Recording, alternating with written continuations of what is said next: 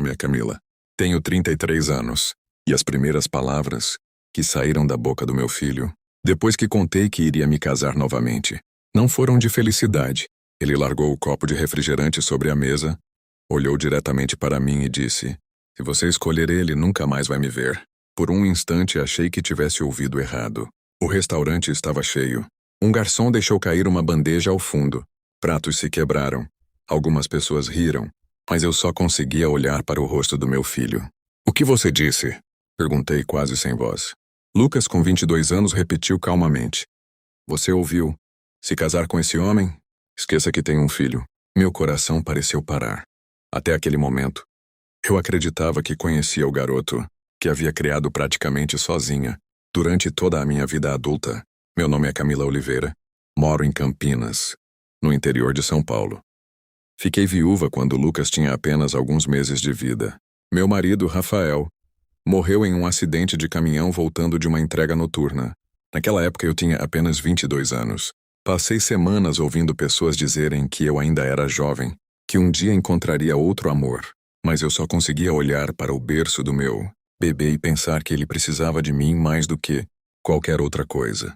Naquela noite prometi diante da fotografia de Rafael que faria tudo para dar ao nosso filho uma vida digna, e cumpri essa promessa. Trabalhei em supermercado, depois como recepcionista de uma clínica e durante anos fiz bolos por encomenda até altas horas da madrugada. Dormia pouco, chorava escondida. Mas Lucas nunca foi para a escola sem uniforme limpo, nunca deixou de ganhar um presente simples no aniversário. Nunca precisou abandonar um sonho por falta do meu esforço. Quando ele queria jogar futebol, eu fazia horas extras. Quando decidiu entrar na faculdade de engenharia em São Paulo, vendi o único carro que possuía para ajudá-lo. Nunca reclamei. Na verdade, eu tinha orgulho disso. Minha vida inteira girava em torno dele. Enquanto minhas amigas viajavam, se casavam novamente ou construíam novas famílias, eu sempre dizia a mesma frase: "Um dia vou pensar em mim." Esse dia demorou 22 anos para chegar. Foi então que conheci Henrique. Nós nos encontramos, por acaso, durante um projeto de leitura voluntária em uma biblioteca pública de Campinas. Ele tinha 58 anos, era professor de história aposentado e possuía um jeito tranquilo que fazia qualquer conversa parecer leve. Nossa amizade começou com cafés depois das atividades de voluntariado. Depois vieram caminhadas no Parque Portugal, tardes conversando sobre livros e risadas que eu nem lembrava que ainda era capaz de dar. Henrique nunca tentou ocupar o lugar de Rafael. Nunca pediu que eu esquecesse o meu passado. Ele apenas me fazia sentir que ainda existia uma mulher dentro da mãe que eu havia sido durante tantos anos. 6 meses antes daquele jantar, ele me pediu em casamento de um jeito simples, segurando minha mão durante um pôr do sol às margens da Lagoa do Taquaral. Pela primeira vez em mais de 2 décadas, senti que meu futuro também poderia ter espaço para a felicidade.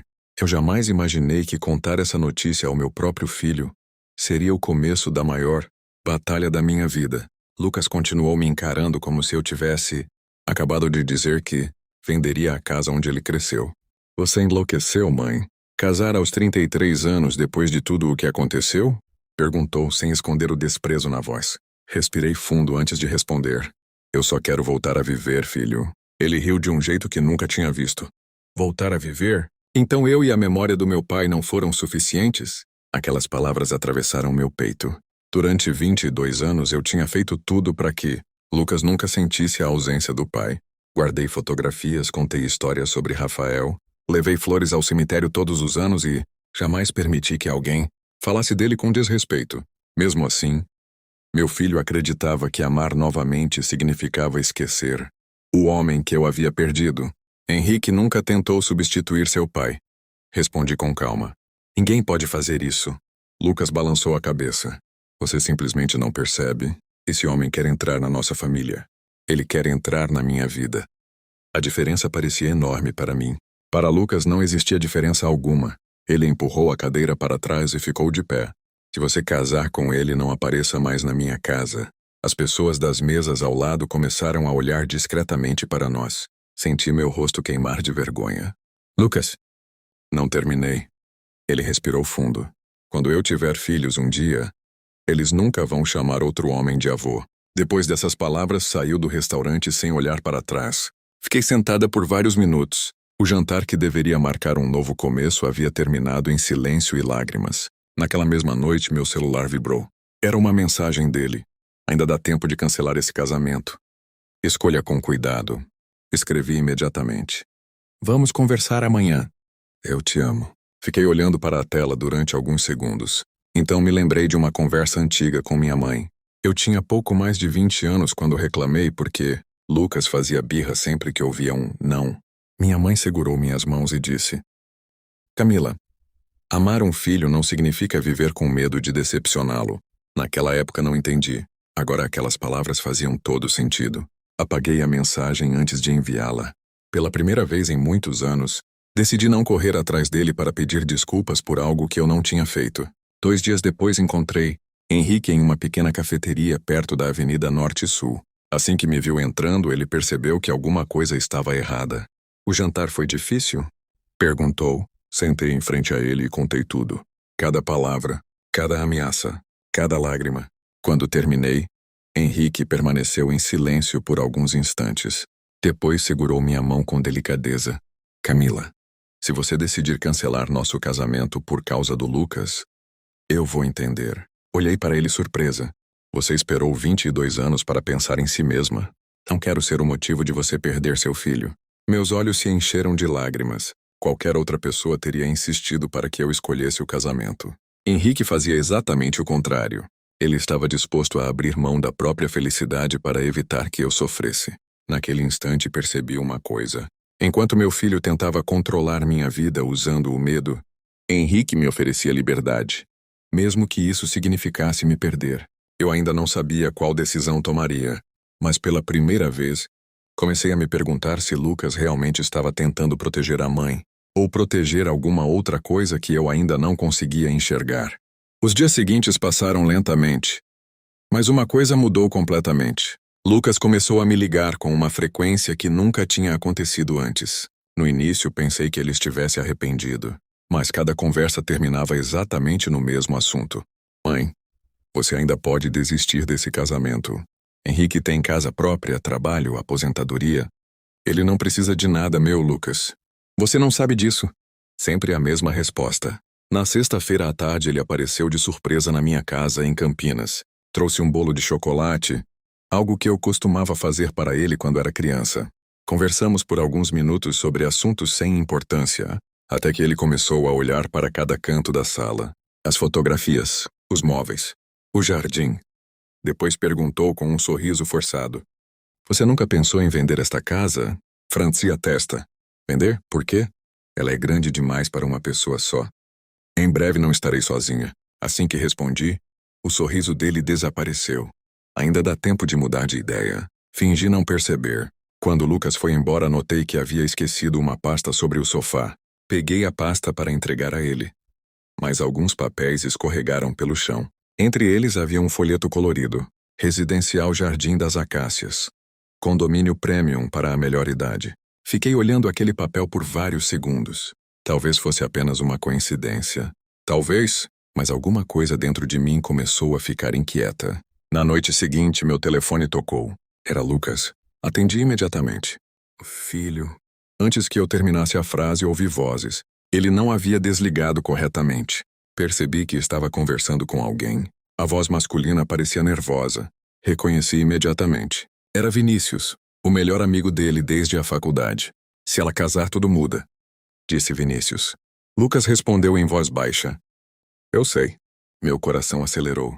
Você precisa convencer sua mãe antes que seja tarde, continuou o amigo. Houve alguns segundos de silêncio. Então Lucas falou algo que fez minhas mãos tremerem. Depois que ela casar, nunca mais vamos conseguir resolver isso. A ligação caiu. Passei quase toda a madrugada tentando encontrar outra explicação. Talvez estivessem falando de outra coisa. Talvez fosse apenas preocupação.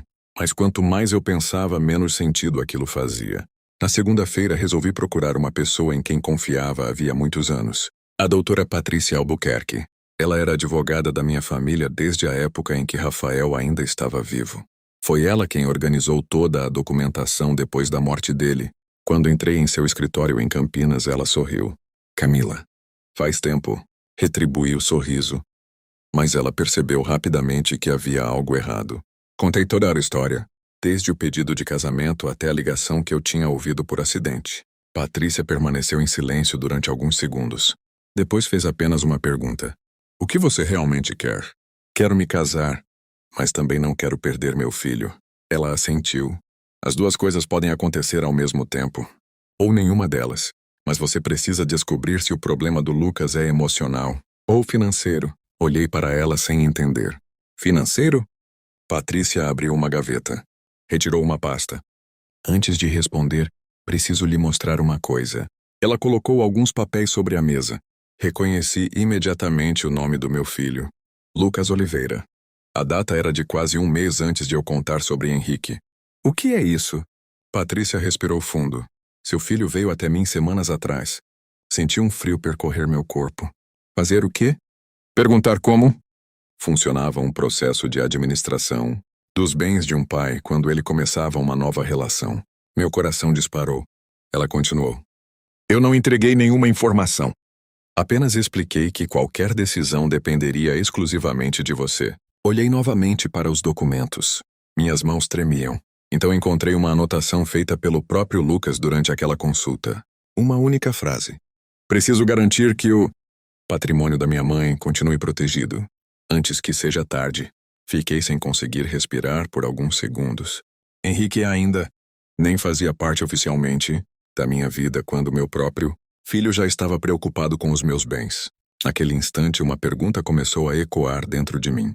E se todo esse tempo eu tivesse acreditado que Lucas tinha medo de perder a mãe, quando, na verdade, ele tinha medo de perder outra coisa muito diferente? Saí do escritório da doutora Patrícia completamente abalada. Durante todo o caminho de volta para casa, tentei convencer a mim mesma de que existia alguma explicação inocente para aquilo. Talvez Lucas tivesse agido por medo. Talvez alguém tivesse colocado ideias na cabeça dele. Mas pela primeira vez em 22 anos, percebi que amor e controle nem sempre caminham juntos. Naquela noite contei tudo a Henrique. Ele ouviu cada palavra sem me interromper. Quando terminei, segurou minhas mãos e disse: Camila, eu não quero que você escolha entre mim e o seu filho, mas também não quero que você desista da sua felicidade por causa do medo. Respirei fundo. E se ele nunca mais falar comigo? Henrique sorriu com tristeza. Então essa será uma decisão dele, não sua. Essas palavras ficaram na minha cabeça durante dias. Mesmo assim, decidimos manter a data do casamento. Seria uma cerimônia simples em uma pequena chácara nos arredores de Campinas, cercada por árvores e flores. Apenas familiares próximos e alguns amigos. Na semana anterior ao casamento, a doutora Patrícia preparou todos os documentos. Henrique assinou um acordo pré-nupcial sem mudar uma única linha. Ele abriu mão de qualquer direito sobre minha casa, minhas economias e tudo o que eu havia construído antes de conhecê-lo. Além disso, parte dos meus bens permaneceria destinada ao futuro dos meus netos, caso um dia Lucas tivesse filhos. Quando vi Henrique assinando aqueles papéis sem fazer nenhuma pergunta, senti ainda mais certeza de que ele nunca havia entrado na minha vida por interesse. Chegou o dia do casamento. Acordei antes do nascer do sol. Olhei pela janela da cozinha e pensei em Rafael. Sorri. Pela primeira vez não senti culpa por seguir em frente. Senti gratidão pelo passado e esperança pelo futuro. Às 11 horas, os convidados já estavam chegando. Meu coração, porém, continuava olhando para a entrada. Eu ainda esperava que Lucas aparecesse. Às 11h40 ele entrou. Veio sozinho. Caminhou até mim com o rosto sério. Por um instante achei que fosse me abraçar. Em vez disso, colocou um envelope sobre a mesa. Ainda dá tempo de cancelar tudo. Olhei para ele. Não vou cancelar. Ele respirou fundo. Então leia isso. Dentro havia um documento preparado por outro advogado. Lucas queria que eu adiasse o casamento, passasse por uma avaliação psicológica e lhe concedesse autorização para acompanhar minhas decisões financeiras até que tivesse certeza de que eu não estava sendo influenciada. Fechei a pasta lentamente. Você realmente acredita que eu não sou capaz de decidir sobre a minha própria vida? Ele abaixou a cabeça por alguns segundos. Acho que você está sendo manipulada. Antes que eu respondesse, Henrique aproximou-se calmamente. Lucas, eu já assinei um acordo pré-nupcial. Meu filho franziu a testa. O quê? A doutora Patrícia entregou uma cópia. Ela explicou que Henrique não teria direito ao meu patrimônio e que tudo havia sido organizado para proteger a família e evitar Qualquer conflito futuro. Lucas leu as primeiras páginas. Seu rosto perdeu a cor. Ele levantou os olhos lentamente. Você fez tudo isso sem me contar? Respirei fundo. Porque esta decisão pertence à minha vida, não à sua. O silêncio tomou conta do salão. Depois de alguns segundos, perguntei com calma. Posso fazer uma pergunta? Ele apenas concordou. Se Henrique nunca vai ficar com o meu patrimônio, por que você continua querendo impedir este casamento? Lucas ficou imóvel. Não respondeu. As lágrimas começaram a surgir em seus olhos. Finalmente sua voz falhou. Porque eu achei que, se você reconstruísse sua vida, não precisaria mais de mim.